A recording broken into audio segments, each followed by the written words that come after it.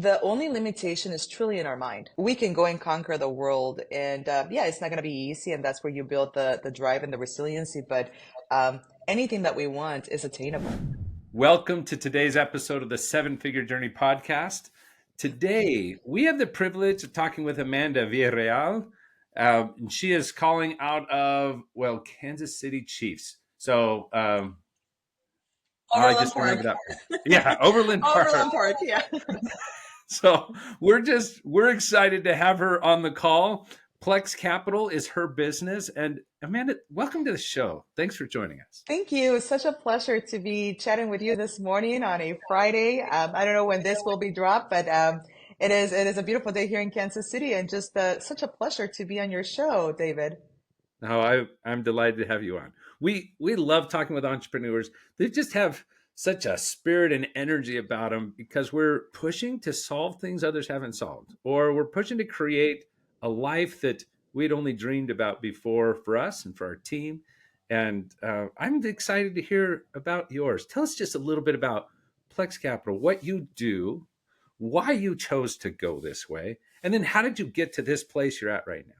Yeah, definitely. So my journey has been really interesting. And first and foremost, I'm a follower of Christ. So I will be dropping that here and there. And that's because that's who I am. And that's the reason why I'm here. But basically, Plex Capital is an invoice funding company.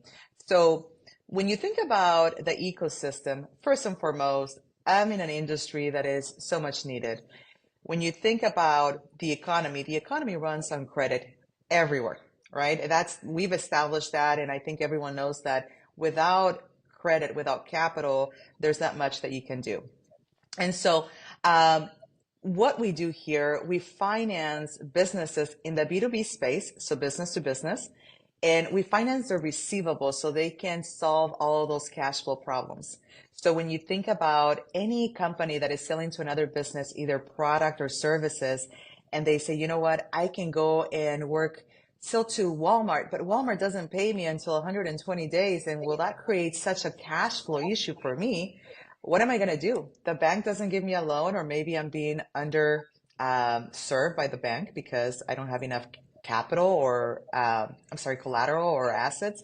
Well, you can utilize your receivables as the physical asset and sell them to a company like Plex Capital. The term that is used is invoice factoring. That is well known in transportation and in certain industries. But outside of transportation, not many people know that this is an option. And so we literally go to any business from startup all the way to maturity and say, let us go ahead and finance the receivables. If you're a subcontractor for a GC and you know that you want to take that $2 million project, but you're not going to be able to have enough money for payroll or things like that, we can pay you as soon as you generate that invoice for the services or the product that you've sold.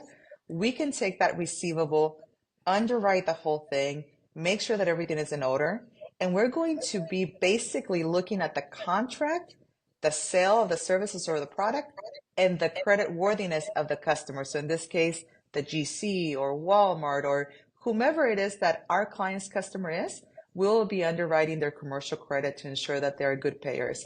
And then from there, we just take the receivable and advance anywhere between 85 to 90% of the receivable, so our client has immediate cash flow to be able to go and continue to fund the company. So again, the term used is invoice factoring, but depending on who we're speaking with, we change it a little bit. It's Oh, yeah. asset-based, invoice financing, contract financing. What you need to know is B2B financing. We can basically solve cash flow problems. And so I've been in it now for 18 years, and it's been such a pleasure working with businesses throughout Canada and the United States, literally thousands of businesses. Oh, that's fantastic. I've seen so many businesses, especially subcontractors, who cannot grow, cannot take the next job because of how late they will be paid for Yeah. that work, and yet they incur all the expenses today. And so all of these, like from framers to drywall to electricians to those people, just they suffer with this because the GC uses these subs as their bank, Yeah, they're right? And financing. they're Yeah. financing it and they don't get a dime for that financing of it. And so I love that you step in. Just not that we're doing a commercial, so I'm sorry Amanda, you probably want this. Listeners, some of you actually want to know this. How low can you get on that percentage of those pieces? And where's that general range hit? In case people are thinking, maybe I should be talking to Amanda. There's a lot of misconceptions thinking that if you go outside traditional lending, that it's going to be uber expensive. There's a big difference between who we are and predatory lending. Predatory lending is the merchant capital advance type of businesses out there. There are plenty. You go fill out an application, and within minutes, you're going to have money there. That's predatory lending. And I get involved from a legislative standpoint in our association with the lobbyists, ensuring that there is a big difference between those two. So we are working based on a receivable, which is the asset at that time of the company. Our fee is going to range anywhere between 0.5% all the way to 5-6% on the receivable. It all depends on how long my money will be outstanding. Of course, the That, longer that it's that's outstanding, the beautiful. more, yeah, exactly. But one thing to remember, and you know this because you're in business, it takes money to make money. And so a good operator understands that the cost is being transferred to the consumer. And so it's all about understanding, you know what? I'm going to have not only my traditional lending, which is limiting me because I only get, I don't know, 500,000, but I really need a Yeah. million. Hmm. I'm going to use Plex Capital as a supplement, and they're going to be able to fill in this gap. And so I will pass that cost to my customer. And, and, Yeah. and a smart operator knows how to do that. And and and even if we didn't, um, cash is king. And it Yeah. takes cash to grow. It's about not running out of cash, but to do it in a way that we can still maintain the profit. So we're building a base instead of just working for someone else. And it sounds like your rates, because your underwriting practices actually help companies move forward. So I love the good that you are doing for small businesses out there, because we can't do it without some of that help. Not all of us are funded by VC firms, and we need that cash. And we can often grow ourselves right out of business Yeah. because of that. And so that's what I've witnessed several times. I love what you're doing. Really appreciate that. So Thank you. okay, so you've been going for years now. How big's your team? What kind of impact you having here? Yeah, no. So my story is a little bit unique. I'll kind of give you the high points, but originally from Guadalajara, Mexico, I came from an extremely impoverished background, a lot of challenges. I would say that my first business started selling Mexican Doritos. I don't know if you've seen like the little pinwheels that you fry, and then I know him well. yep, out of necessity. I didn't know this, and it took me a while to recognize this until I became an adult. But I've been an entrepreneur since I was little, out of necessity, from going and picking bottles on the side of the street, cans and plastic and all of that, and then recycling it, and then also going door by door selling the Doritos for 50 cents. I think that was my first business, official business. And so fast forward, I grew up in Southern California, moved to Kansas City, specifically Olathe, Kansas, which is in one of the wealthiest counties in the US. And so I realized that there was a whole different life, like different from what I had experienced. And that really opened up my eyes to go and pursue an education in business. I ended up with the largest freight factoring company in the United States as one of their account managers. And I didn't know anything about factoring. I lasted with that company probably about 7, 8 months, and I was not a fan of the culture. It was not a good fit for me. Yeah. But while I was there, I had heard that a prior employee of theirs was starting a factoring company with another holding company. And so I was like, okay, let me check this out. Naive. I was in my 20s, early 20s, young, naive, and a little bit stupid, as I usually say.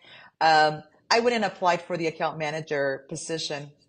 Well, I got hired by that company, and I won't mention the name, but I got hired with that company. I became employee number one of the company. That company grew to surpass 1 billion in annual sales.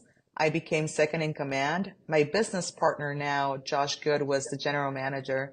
We grew that company. We implemented technology.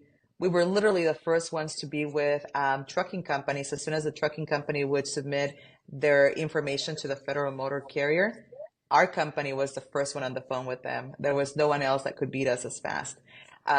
So we grew the business from 2007 through 2019. And then in 2019, we had some disagreements with ownership. We were both fired. And so after you build a company for someone else and you get fired, um, it really lights up sort of a fire internally where you're like, no, let me go do something for myself. Yeah. And at the time, we were being pursued by some very well-known billionaires to go open up a funding company like this for them. And I got to tell you, with my background and especially coming from the impoverished community that I came from, I thought to myself, why do I want to go make money for someone else? Why not make it for myself if I can afford that? I had done well working for the other company and building it. And so Josh Good, who is now my business partner, and I decided to just humble ourselves. Humility is important, David. Humble ourselves, start from the beginning, and roll up our sleeves and say, let's go do it again. We're not going to have the same level of resources that we had at the other company, but we can go do it. And so fast forward to from 2019 through today's date, we've done very well. We're having to pivot a little bit. We were heavy on staffing, especially in the healthcare industry, and that has normalized after COVID. So now we're pivoting into other areas to be able to service a wide variety of industries that we can mitigate the risk in. So our team is 10 people right now. We were up to 15 a year ago. We had to trim a little bit of the fat, restructure different things. Yeah. And now we're just working big time on just business development, making sure that we are revamping our marketing, our processes, our partnerships that we have, and so on. And so, the last 5 years have been extremely teachable and challenging, but that's where the drive and the intensity of resiliency comes, and which is one of our core values. I've always been a very resilient person. Well, that is awesome. Tell what's a nugget, something kind of from your growth and things. What's something you'd say this is really key? This has helped us since we passed this. We're in this 10 plus, and we've kind of done some growing. You've grown some other businesses beyond this. After passing that $1 million mark, what are some of the key things that have really helped you succeed and grow? I think it starts with yourself. I really am a big believer in self-development, self-confidence. Listen, you can have the best product. If you think about Steve Jobs, which is one of my mentors, even though he passed years ago, he's always been one of my mentors through his writings and everything that he left behind. Um, you could have never ever had the Apple computer or the Apple products if it wasn't for those two individuals, one that was really developing the product and then the other one that was really selling it. And so Steve Jobs had such a level of conviction and belief in himself. And you see the same thing with Elon Musk, regardless of what your opinion is of them. And people can say, well, yeah, they were, you know, they didn't have the best reputation. They had such a self belief in what they were doing. And they saw exactly what they wanted and they went and did it and they formed a team around it. And so I will say is you can talk about people, and yes, you need the horsepower to be able to get there. But if you lack self-belief and resiliency and that drive to go, you're not going to get anywhere. Yeah, yeah, um, and and to pull in, like, sometimes we don't think about this, but the idea that what if it's not a self belief? Sometimes you can have a belief in something even greater than self that can keep you going and keep you building and keep you doing right, uh, which is a powerful concept, because some people don't even pay attention to self. I know the self thing has been a bandwagon a lot have jumped on, and it's powerful. We can't go around our work just doubting everything we do all the time, right? There's a powerful thing on there. And yet sometimes it's important, how do we get the entire team believing in something so powerfully that they're never going to stop? They're never going to give up. They're Yeah. going to move forward. People want to believe in them, in their vision, what they're doing. I think that ties in. And sorry for the listeners, uh, Amanda and I had a little conversation before, and I kind of tapped into some of the things. She's got stuff a lot bigger than self that are pulling her forward.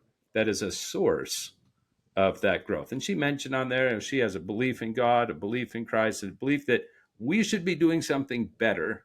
We should be creating something better out there than just what we've been handed. We've got a duty even to go about creating something amazing.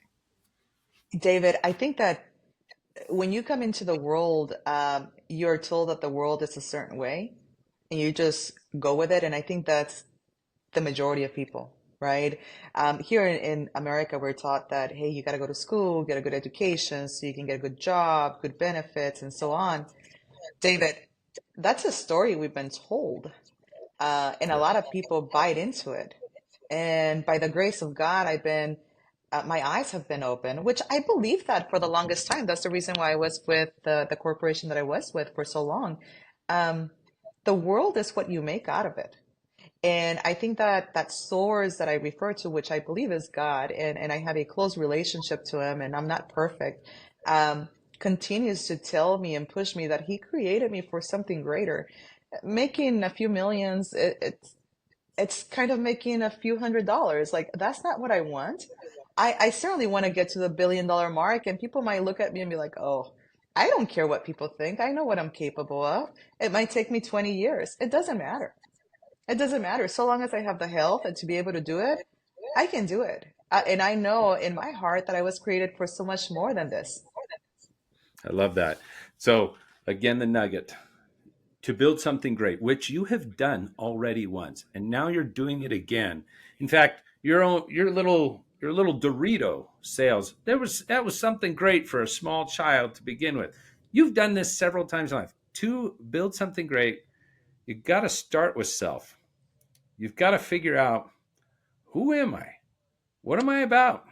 And to recognize I don't have limitations. There's only Yeah. opportunity.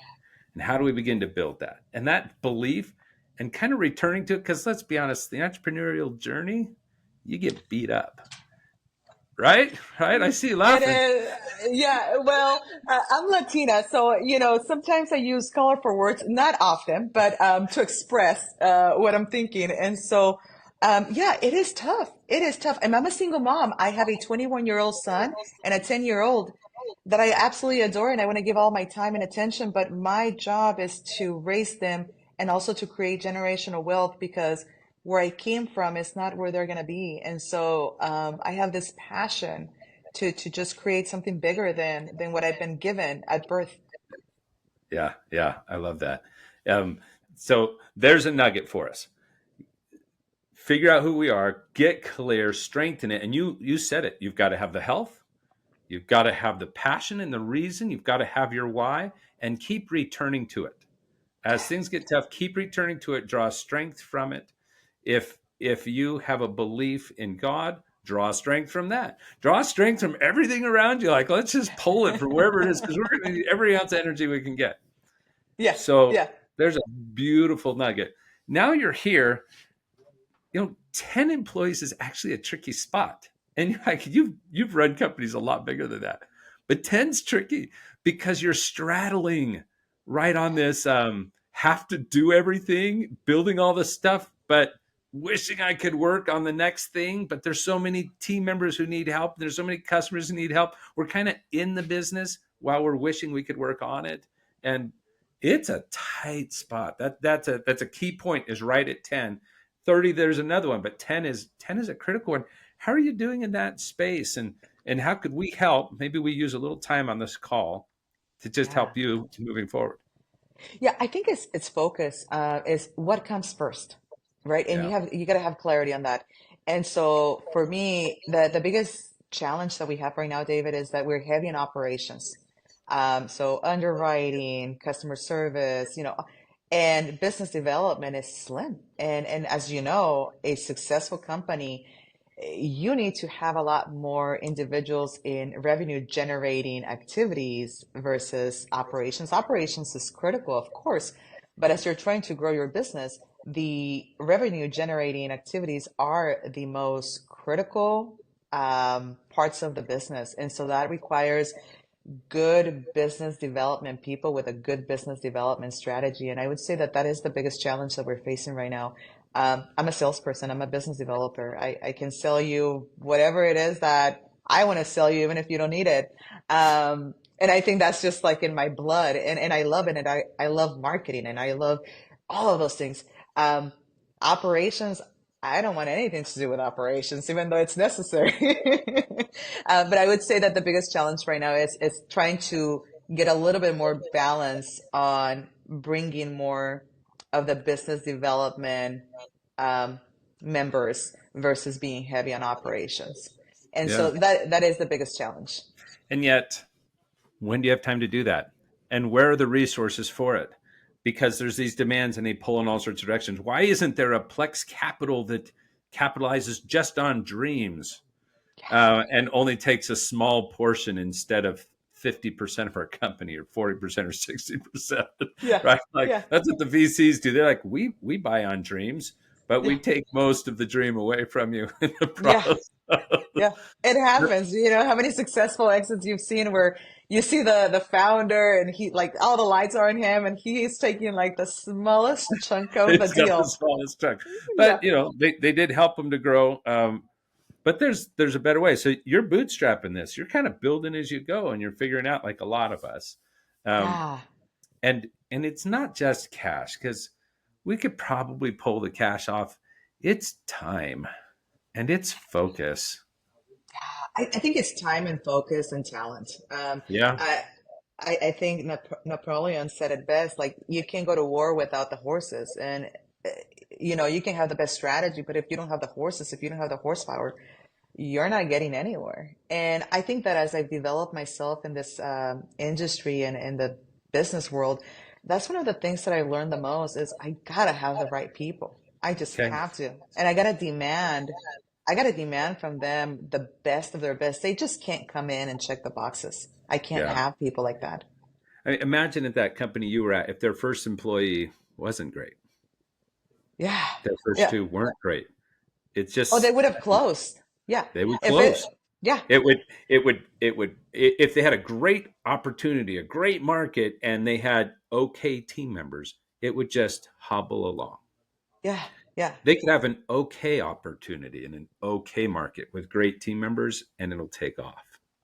It will. Yeah. And so, so this talent question becomes really essential because you're in the whatever 2-3 million phase, and you're wanting to get to the billion phase. So if we can't nail the talent thing, the cost for us is roughly $998 million, right? So there's our cost.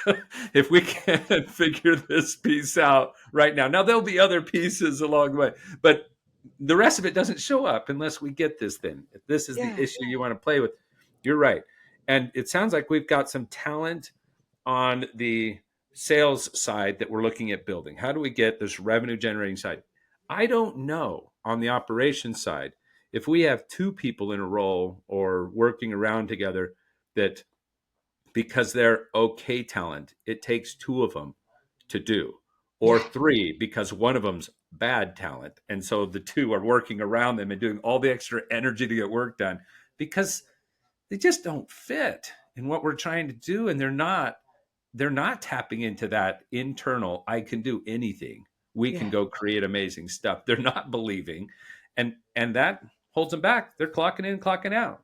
Just slowly dripping away your profit margins, slowly Right. eating away and draining your reserve and your Hmm. patience, My right? patience. And your sanity. Okay. So Yeah. I mean, yeah, this is a key thing.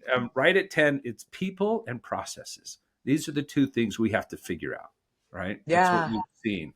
Uh, so so how do you go about doing it? Um, what do you feel like your success rate is in finding amazing talent right now? Our core team right now that we have, we've worked with them in the past we were able to pull some talent from the prior company Nice. that we were with. And so Proven, trust, proven people. I yeah, love that. And good relationships. good relationships, people that we can trust because trust is a major factor as well. And so we've been lucky with that. I will say that what I'm most excited about is with AI and all this technology that is coming. I think that is, I'm able to leverage on that. I'm able to take advantage and tap into it from a business development standpoint and also from the operations. But as we're specifically speaking about business development, I think there's some wonderful opportunities. And so we do a lot of contracting of companies that can help us with things. So, good marketing agencies, which are always important, people that can manage our social media, and develop all of these things that we know that we need, we just can't have internally at the moment. So, Yeah. so I think tapping into that, and then processes, like your sales process has to be, you might think you have it, figure it out, but it's something that you're constantly having to evaluate and say, am I using my time, especially myself, in the right things? Should I be sending this email? I'm always asking myself, is Yeah. this something that should I even be looking at or touching? Because I need to be able to focus on the things that matter the most, that are really generating revenue for the company. And so that includes refining those processes, making sure that as I'm testing it out, that they do work. And are we vetting out prospects? I mean, the moment that a prospect misses a call without any notice, a funding consultation, they're dead to us. We don't waste any time, right? So we move on. And people might say, well, those are missed opportunities. Listen, they will show you from the beginning who they are. And if access to capital is not important to them and they're going to be wasting our time, we don't want them. Close out that sales pipeline and move on to bigger and better things. So yeah, refining those processes, and knowing that not every opportunity is an opportunity. It's just simply not. Yeah. And the time to do that, the time and focus, again, coming back to at this stage, we're running everything. We're doing the sales. We have all the demands. And right now we're able to talk about a little higher level and thinking, but that's just not what it feels like every day. Right? So learning at this phase to set aside the appropriate amount of time to identify and say, this is the priority that has to be done. I have to run my day job because at 10, there's no such thing as just being an executive. Yeah. At 10, you're running a day job too. Yeah. and so I've got to run my day job. But where have I set aside time and space? And who have I invited into that space to help me identify together? Here's our next move. Here's the highest level strategic work for us to work on. And then here's the team. We're going to organize little bits and pieces of parts of the team to pull this off and build the company we need 2 months from now, Yeah. 3 months from now, 6 months from now, right? Are we taking the time? And I think that's one of the first things is there's got to be collective time. We like to use a quarterly rhythm. Every quarter, I'm pulling out a day. The whole team comes together. In fact, a week from today is our next quarterly meeting. So we're going to Uh-huh. pull out a day. We're going to look at the big picture. We're going to do a full SWOT analysis. We're going to talk about all the things that are challenging. We're going to get strategic questions just really clear, and then a priority built to address that issue in order to win in the market. And then a team. And Yeah. we're going to have a meeting rhythm just around the strategic priority. It has nothing to do with the daily operations. Now, it rolls into the daily operations, right? It Yeah. becomes the new thing. But today, it's brand new work. It's plowing fields that have never even had the trees cut down. So we got to do the work. So that's a piece. And I think the other one is the individual. Yeah. And what am I carving out? And I always find that if I don't at least have a weekly individual quiet time, whether that's in the mountains, because that's where I live, if that's Lucky. walking in the trees where you live, or if it's extending your drive because you know no one will bug you while you're on your drive. I don't care if it's 10 minutes to your place. Take an hour-long loop to get to work that day, to Yeah. think wherever your quiet place is, to think through and say, what should I be doing? What matters? Who am I? Where are we going again? Why is this so critically important? And what should I be taking off my plate? Yeah. Because when I do that $100 an hour work or $500 an hour work, I am slowing my business down. Mm-hmm. I have to be doing $1,000 and $10,000 an hour work right now. So though I have to do some, let's drop some quickly. Which one? Who can I build? Who's ready? Who can I grow now? Or do I have enough of that it's time to hire somebody who can own some key responsibilities, some important, valuable work that allows me to do even more valuable work for the business, and just No, that weekly time. that's really good, David. I would say that one of the things that I learned later in my life, and I wish I would have known this a lot earlier in my career, is that the most important job is thinking. Yeah. And in today's world, and we all know this, and it's kind of cliche, like you think that just because you're sending emails and you're moving along and you're doing this and you're being productive, and in reality is robbing you from those bigger opportunities, which is thinking. When you can get yourself to a place where you're thinking constantly, I love doing that. I usually go to church, and that's my quiet time, and I try to Yeah. go almost daily. That's a routine that I have, and it's again because of my belief. It's like, okay, God, well, this is your business. What do you want me to do? Like, here are my problems, right? And it's my time to think and have a conversation with that high power. And sometimes I get a lot of clarity, and I'm able to come back and say, okay, we're going to do this, and here are my priorities. And now I've gotten so good about saying no to a lot of things. As you can imagine, especially being a Latina here in the Midwest, everyone wants me to join their boards and do this and do that. I'm not a member of a single board. I don't have time for that. I will go and try to be of benefit through conversations one on one and things like that. I cannot have distractions in my life right now. This is such a pivotal moment for our company where we need to get serious about how do we grow? Well, organic growth is one option. Another option is acquisitions. I'm not opposed to that. I've never done an acquisition in my life, but I have the people that I'm surrounded with to be able to look at acquisitions. Who can we buy? Who else in the market is selling that we can take those portfolios and continue to grow that way? Yeah. I think, I mean, you just nailed it. So the activity that's most important is thinking. The Yeah. result that's most important, we're thinking to achieve what? Was clarity. Yeah. That is what a leader's job is. It is to create clarity. And when we can achieve clarity for our entire team, now we move with force, power, with momentum forward towards the mission that we believe is so critical and important. So Yeah. thank you again. I like you're sharing more nuggets all throughout this. Wait, I, I would love to keep the conversation going, but for the podcast, we've come to that point and that time. And so, Amanda, you got some things some of our listeners could probably use. How would they get in touch with you? How would they get in touch with Plex Capital?